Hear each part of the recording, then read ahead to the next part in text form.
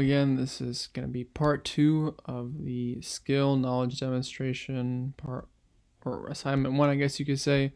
This time we're going to be going over the SPSS portion.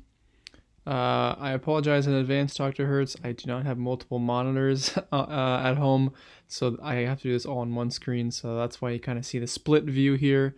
I have the syntax on the left and then the output on the right. So apologize in advance. I will have all my files uploaded on the OneDrive folder though, so hopefully if you have multiple monitors up, you can kind of spread them out. But just for the demonstration today, I'll be having it set up this way. So starting from the beginning here, so following the instructions of the assignment, just kind of go ahead and recoding and getting some of the missing values out of the way. So I went ahead and just did a recode formula here. So recoding from work attitudes question 1 to 15. 9s being kind of a sys miss here, pretty much just meaning that it's going to be missing.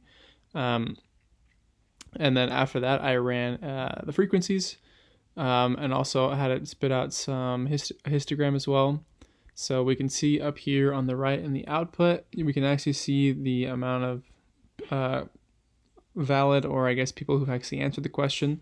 So of the 426, you can kind of see a breakdown here. So it looks like for whatever reason for question 3, there were more people who did not answer that one compared to, the rest. I know from the Excel spreadsheet that we had, the N was 411 after we took out all those people who did not we took out all those people who had missed more than one question. So we can kind of see here that how some of the values here reflect that. Moving down here, the nice thing about SPSS is that it gives an actual frequency breakdown by question. I could have done this in Excel, but it would have taken much longer, and I wanted to try and keep it all on one sheet. So it's nice to have that option in SPSS, and also I know you can do it in R as well. So you can get a little bit more of a deeper dive. This one's good too because it can show you kind of which answers we're seeing and how often. So I remember from if we recall from the Excel video that I just recorded, question 1 had a really high average. I think it was in the 6s. So we can see here that almost half of the folks are actually answering 7, the absolute maximum that you could answer. With no one even scoring below the midpoint of the 7-point Likert scale. So it's either 4 or above for this one, which means that whatever the construct or intended purpose of this question, people are scoring very high in comparison to some of the other ones too. So I won't go through all of them, but it's kind of interesting to see the trends as you go along. So I think another one we had pointed out was number 9. That one had a really low mean. So we can see here again, almost 50 people are selecting that that maximum or minimum here. This one being the minimum.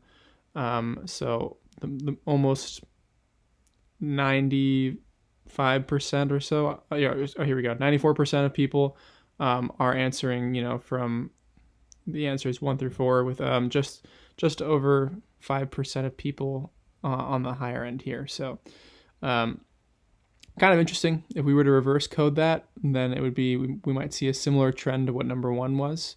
So again, that's another recommendation. Potentially it'd be interesting to see how that would look, but given the parameters of this assignment, I decided not to go too much in depth for that. But anyway, so we can kind of see the frequencies here, and then it's nice too because it gives a histogram. So the question 1 here is going to look a little bit different because there was only the 4 different answers and no one even answered 1, 2, or 3. But then as we go down to like question 2 here, we can see, a little bit more of a wider disparity. That's also not a super good one. Let's see if we can find a more normally distributed one. Yeah. So question 4 here, we can see that, no one's really answering the lowest one, but then gradually gets higher, higher, higher until it peaks around 5 or 6. And then not so many people answering the highest. And then I know there's a couple in here because I briefly reviewed it before this that are pretty normally distributed.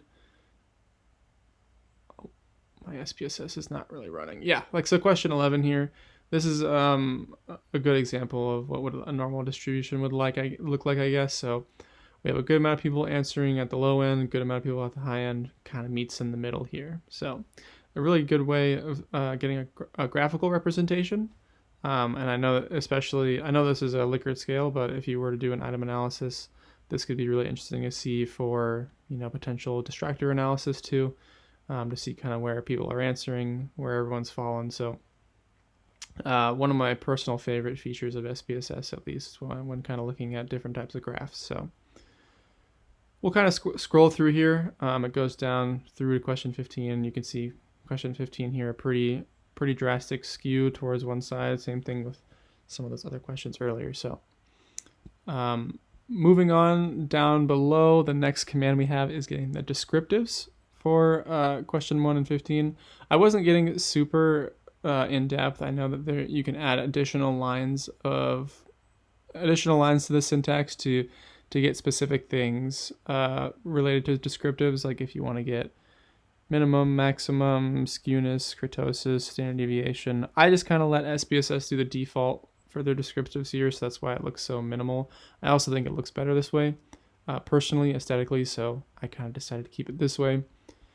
And then we can kind of see here we get the bare, not, I wouldn't say bare minimum, but the usual suspects, I guess you could say. We get N, the minimum, maximum, mean, and standard deviation. So just comparing to Excel, because I do still have it open, we can see here the mean for question 1, 6.32, standard deviation 0.78. So if we switch back over to the Excel spreadsheet really quick, and we go over to that, mean 6.32, standard deviation 0.78. So I think that matches up. Yeah, that matches up exactly perfect. So kind of nice to get the validation there that at least I did it correctly in Excel with my formula. Like I think I mentioned in the first one, not necessarily an Excel wizard, so that's always good to kind of see it match up there. Also gives you a little bit of a table here. So this one's more, I guess, at the question level. So the candidate level. So the highest average by one particular person was 6.60. So they were answering 7 almost the majority of the time, with probably some 6s and 5s mixed in there. And then the lowest was 2.47. So that's someone who's scoring really, really low almost on all of the questions. So in the context of this particular measure, perhaps they don't have the greatest work attitudes or ones that would be conducive of high scores for this measure or this scale. So, and then we also get a mean and standard deviation. So another one here, I think this is just a different kind of way of looking at it, or I guess it gives frequencies as well, part of the descriptive. So we can see here again, like I mentioned in the Excel one, 15 missing values. So that is good to see as well. I think that might be, I think that spits it out from here actually. I apologize. This is my first time kind of going through it. But anyways, the next command over here on the left is going to be kind of computing, I guess, like a overall score for the whole entire measure. So I decided to just name it work at for work attitudes. And as I mentioned in the Excel one, I wanted to keep the mean, or at least anyone who had more than one missing value was eliminated. So that's kind of why we see the mean .14 here. That means that we only want people who answered 14 or more of the items. And we can see here in the output, it says work at, and then it gives kind of some of the frequency of the different types of means across. Oh, excuse me, sorry. The means across the candidates, kind of a cumulative percentage here, and then how many people we had. So I won't go too far in depth with that one, but just to note that as well. And then it gives a nice little histogram here of the different types and the frequencies. So we can see it's a little bit different than the Excel one we got. The Excel one looked much more like your traditional normal distribution, whereas this one has some spikes here and there. Like this one that's a little bit lower, you anticipate maybe to be more up here where my cursor is at, under your typical and ideal normal distribution. But This one I think is taking into account the actual frequencies of the different types of means.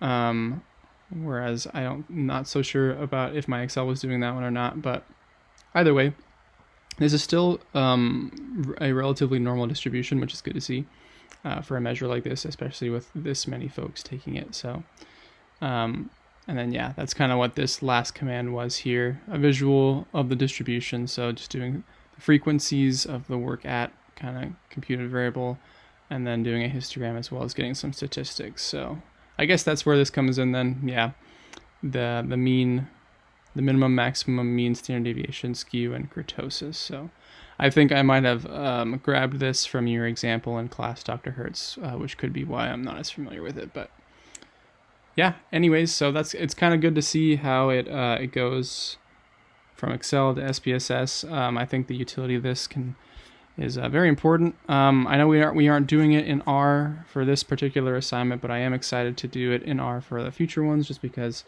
that's been also a personal goal of mine, is to get a little bit more involved with R, considering the obviously it's free, and more companies and institutions are starting to implement R into their practices. So looking forward to that. Looking forward to next week as well. And yeah, thank you so much. Appreciate it. See you in the next one.